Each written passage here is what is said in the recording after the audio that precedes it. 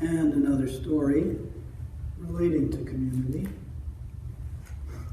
About once a week, a student comes to me and says, "Jim, will you take a picture of..." It might be a floor-to-ceiling block tower in the playroom, a fabulous dress-up clothes ensemble, a teenager's serious artwork, or an elaborate fort outdoors with decorated interiors after 2 days' work. Usually it's a group production. Sometimes it's performance art, like 6 kids forming a human pyramid. Yesterday it was 5 young girls staging a play after an hour's planning and rehearsal. A few weeks ago it was young teen boys doing flips on mats. A while ago it was 4 teen girls doing back bridges in a line.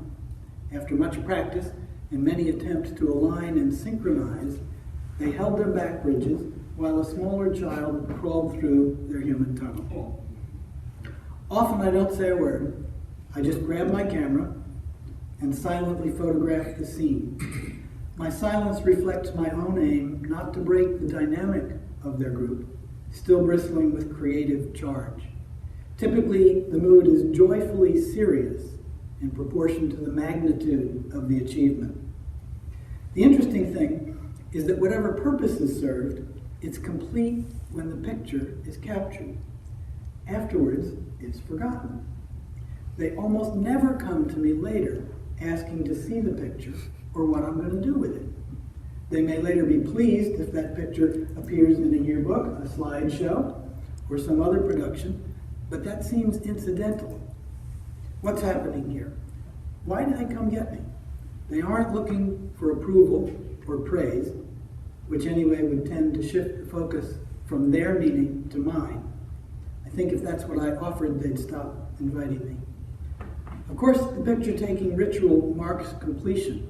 It brings closure, and it etches the moment into the world. Helpful functions, I'm sure, but there's more. I think it's also about validation, knowing that your thoughts, feelings, and accomplishments are understood and accepted, the fiber of belonging and community. We validate others when we understand and accept what is meaningful to them in the moment. Validation seems most powerful when it stands alone, when it's not accompanied by agreement, disagreement, approval, disapproval, praise, criticism, advice, suggestions, or anything else that involves evaluation. And don't get me wrong here, evaluation and feedback are often vitally important to the giver or the receiver. I'm not suggesting that we should withhold judgment and validate everything and everyone. I am suggesting that when kids find joy in creating, that's a good time to look on in awe and witness the spirit and sparkle of the moment.